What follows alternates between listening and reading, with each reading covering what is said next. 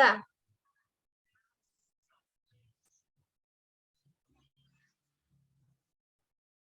Bismillahirrahmanirrahim. Assalamualaikum warahmatullahi wabarakatuh. Waalaikumsalam warahmatullahi wabarakatuh. Alhamdulillah pada pagi hari ini kita bisa berkumpul. Kami dari kelompok 2 akan mempresentasikan tentang analisis sosial dalam konteks kelembagaan. Yang beranggotakan saya sendiri yaitu Bella Zenita dan 2 rekan saya ada Mbak Alfi Sadia dan juga Rizkotul Afia. Tolong di next. Ada 3 pembahasan dalam presentasi kali ini. Yang pertama yaitu mengenai pengertian analisis sosial dalam kelembagaan.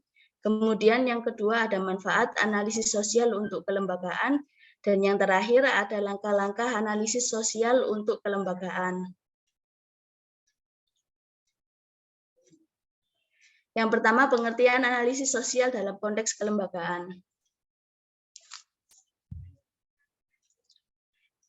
Pertama-tama kita harus mengerti apa arti dari analisis dulu. Analisis merupakan suatu proses mengamati secara mendetail terkait suatu materi yang sedang dikaji, yang kemudian diuraikan menjadi suatu hal yang terperinci. Intinya pada analisis yaitu kita melihat objek yang akan kita teliti, kemudian kita menganalisis secara detail, dari bagian kecil-kecilnya itu tersebut, kita harus mampu menyimpulkan apa yang sudah kita analisis tersebut. Kemudian, dalam analisis sendiri terdapat ranah yaitu menganalisa, membedakan, menemukan, mengklarifikasi, membandingkan, dan yang terakhir yaitu menyimpulkan. Tolong di next. Kemudian untuk pengertian sosial, jika menurut para ahli yaitu sebagai berikut.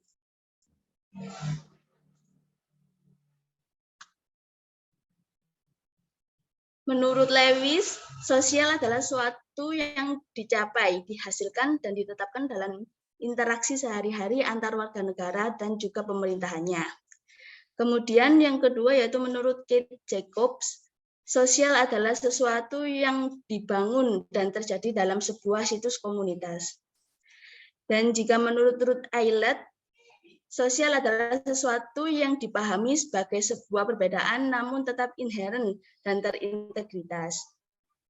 Jika dalam KBBI, sosial merupakan hal-hal yang berkenaan dengan masyarakat atau sifat-sifat kemasyarakatan yang memperhatikan secara umum. Jadi sosial dapat dikatakan sebagai perilaku manusia yang memang sebagai makhluk sosial atau yang pasti kita hidup bermasyarakat dan membutuhkan orang lain dalam kehidupan kita. Tujuan dari kita bersosialisasi yaitu untuk memenuhi kebutuhan dan keinginan kita supaya untuk mencapai kesejahteraan dan kebahagiaan yang kita inginkan. Bisa ditolong di next.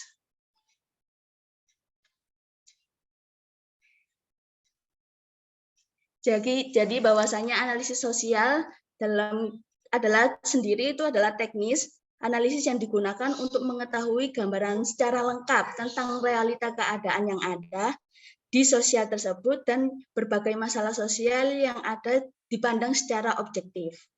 Jika dalam konteks kelembagaan, maka sesuatu hal analisis sosial ini yang berkaitan dengan sosial atau masyarakat lain yang ada di sekitar lembaga tersebut.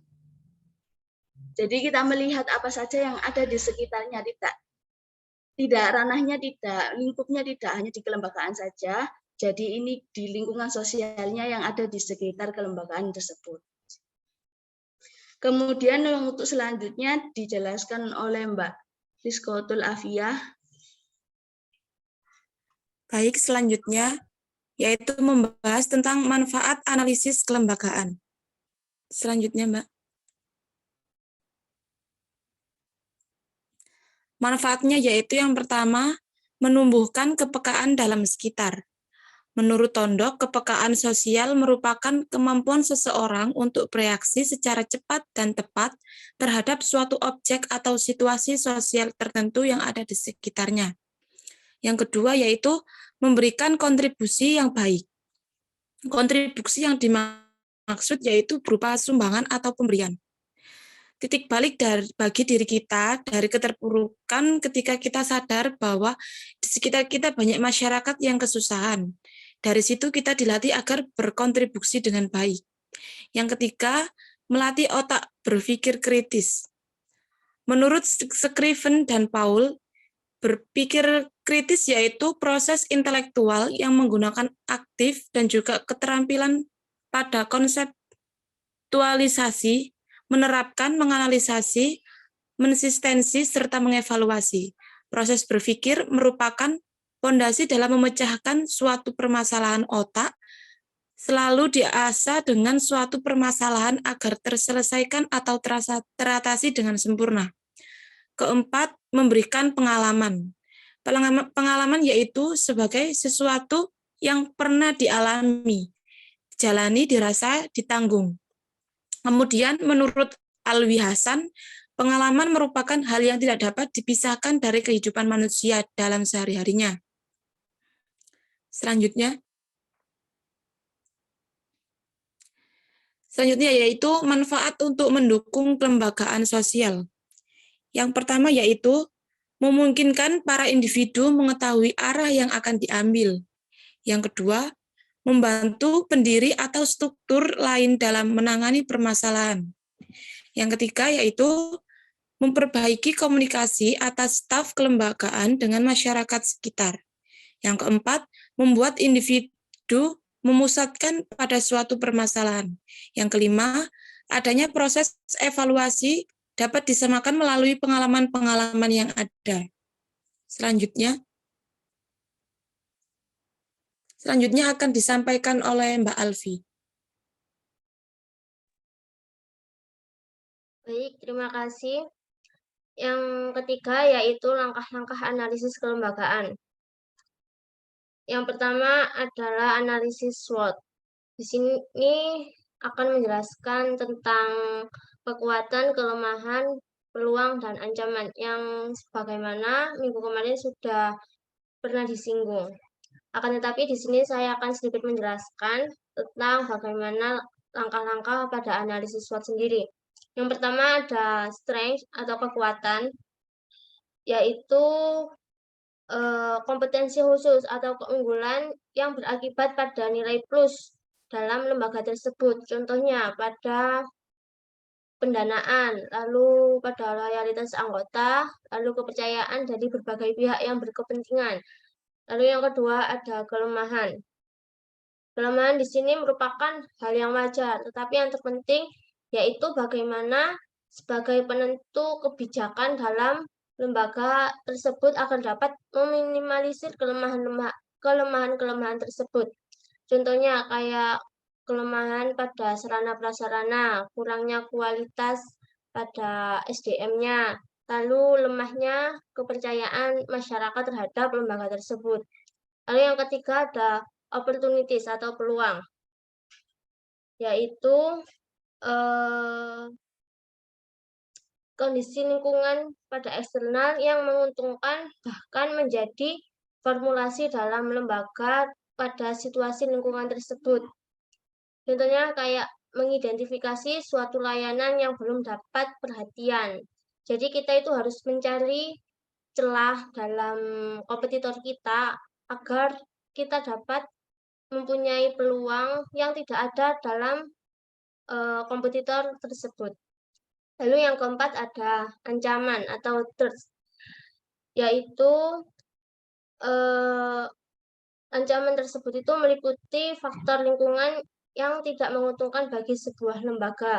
Jadi jika sebuah ancaman itu tidak ditanggulangi, maka akan menjadi sebuah penghalang atau penghambat untuk maju. Contohnya yaitu adanya lembaga baru dalam lingkungan yang sama. Selanjutnya yaitu tahapan menganalisis sosial. Yang pertama yaitu memilih dan menentukan objek analisis, yaitu kita harus dapat memilih sasaran masalah yang berdasarkan pada pertimbangan rasional dalam arti realitas yang dianalisis yang merupakan masalah yang mempunyai signifikan sosial dan sesuai dengan visi misi lembaga. Lalu yang kedua yaitu pengumpulan data atau informasi penunjang. Agar dapat menganalisis masalah tersebut secara utuh, maka perlu didukung dengan data dan informasi penunjang yang lengkap dan relevan, baik melalui dokumen media massa ataupun kegiatan observasi. Lalu yang ketiga ada mengidentifikasi dan analisis masalah, yaitu merupakan tahap menganalisis objek berdasarkan data yang telah dikumpulkan, atau pemetaan variabel seperti keterkaitan aspek politik, ekonomi, budaya, dan agama yang dilakukan pada tahap ini. Selanjutnya ada mengembangkan persepsi. Jadi setelah mengidentifikasi berbagai aspek yang mempengaruhi atau terlibat dalam masalah tersebut, selanjutnya itu dikembangkan persepsi atas masalah sesuai cara pandang yang objektif. Selanjutnya yang terakhir yaitu menarik kesimpulan.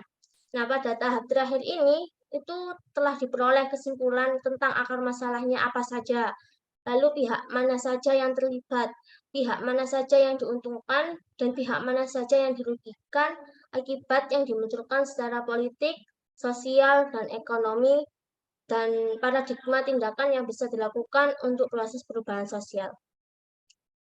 Ini merupakan salah satu buku rujukan kami, yaitu buku analisis SWOT teknik membedah kasus bisnis yang ditulis oleh Freddy Rangkuti, cetakan yang ke-14 kalau nggak ke-13 pada bulan Juli 2006. Terus selanjutnya ada kutipan kata dari Benjamin Disraeli, yaitu individualities may form communities, but it is institution alone that can create a nation. Terima kasih. Sekian penjelasan singkat dari kelompok kami. Apabila ada kurangnya, kami mohon maaf yang sebesar-besarnya. Saya akhiri. Wassalamualaikum warahmatullahi wabarakatuh. Waalaikumsalam warahmatullahi wabarakatuh.